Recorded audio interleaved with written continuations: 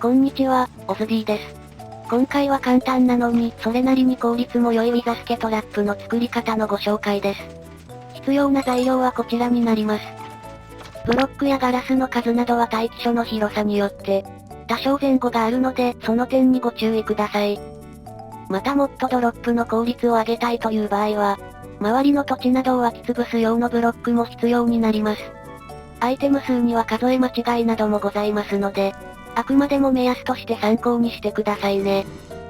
では作り方へ移りたいと思います。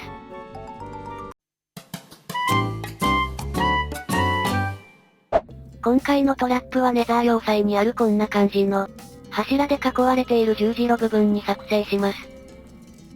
また動画では近くにスポナーがあったので、こんな感じで湧き潰しをしています。ブレイズが湧いてしまうと作業が面倒なので、もし近くにある場合は湧き潰しておきましょう。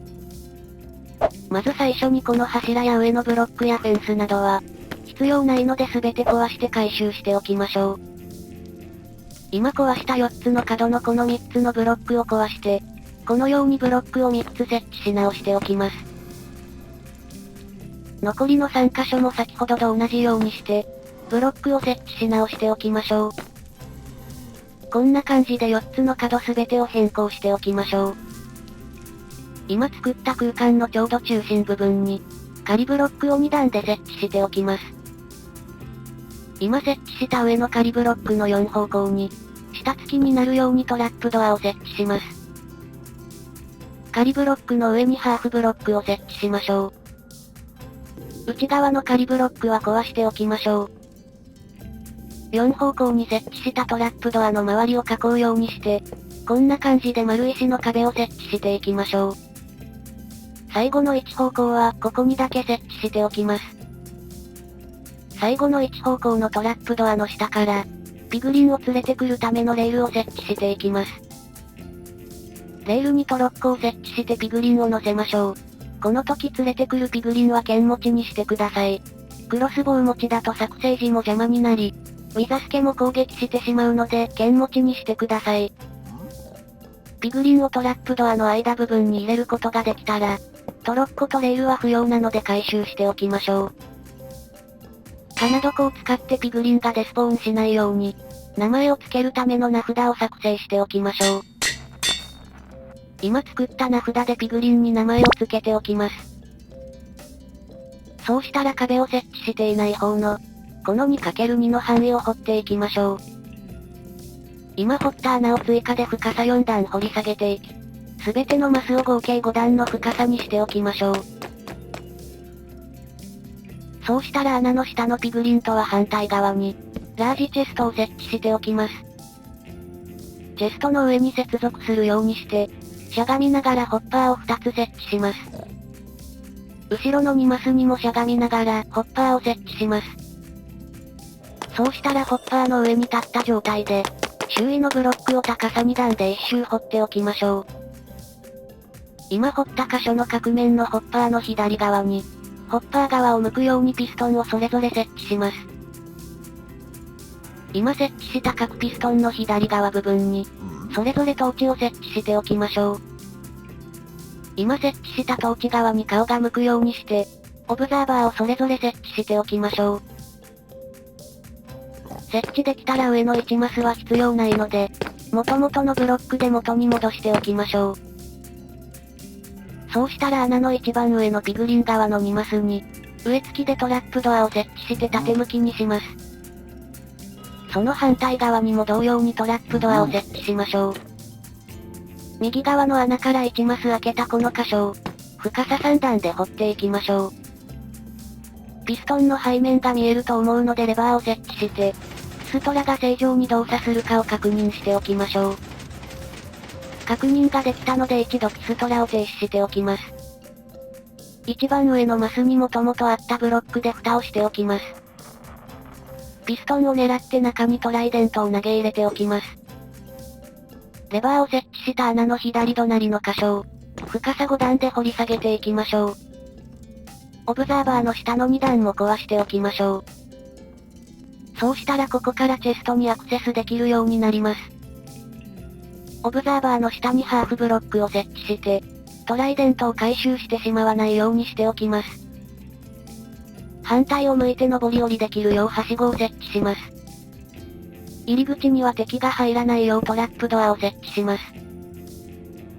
そうしたらピグリンのいる高さを座標で確認して、この端部分から上に39個ブロックを設置します。積み上げる際にはこんな感じでブロックを積んでから、次降りてこれるようにはしごをかけながら登りましょう。そうやって39段ブロックとはしごをかけて登ったら、そこにお好みの形で待機所を作成しましょう。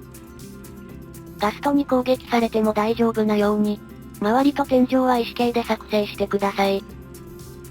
これでトラップ自体は完成なので、ここからレバーを上げて、ピストラを動かして待機所で放置するだけになります。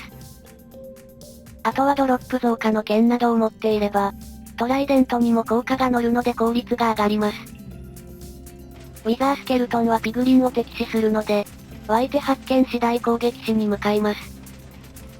ただ行ける箇所が処理層部分しかないので、そこに向かって走っていって処理層に落ちる仕組みです。倒したモブたちがドロップしたアイテム類は、この下のチェストから回収してあげましょう。では少し時間を空けて効率を確認しましょう。チェストを空にしたのでドロップ増加のついた剣を持って、しばらくの間放置してドロップ数を確認してみます。あれから10分ほど放置してみましたので、早速下のチェストの中を確認したいと思います。また倒した敵が落とした経験値は、下に降りると回収することもできます。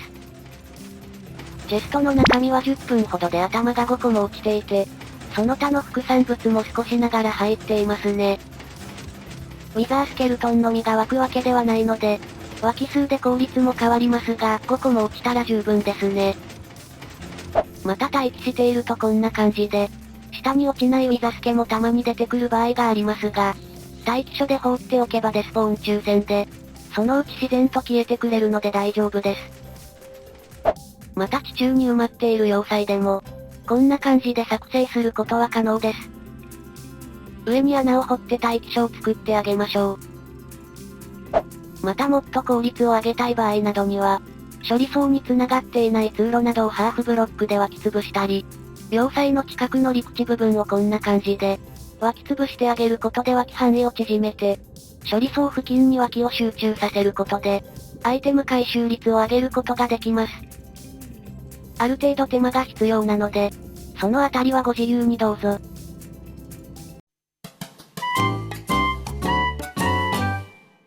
今回のトラップはいかがでしたでしょうか？脇には左右されることはありますが、簡単に作れてそれなりに効率も良い、お手軽なウィザスケトラップの作り方のご紹介でした。まだウィザスケトラップを作っていない方は、よかったら参考にして作ってみてくださいね。今回参考にさせていただきました方の動画は、概要欄にリンクがあるのでぜひご覧ください。最後までご視聴いただきありがとうございました。ぜひともチャンネル登録と高評価もお願いします。また他にも色々な装置やトラップの動画もあるので、よかったら概要欄などからご覧になってくださいね。ではでは、また次の動画でお会いしましょう。バイバイ。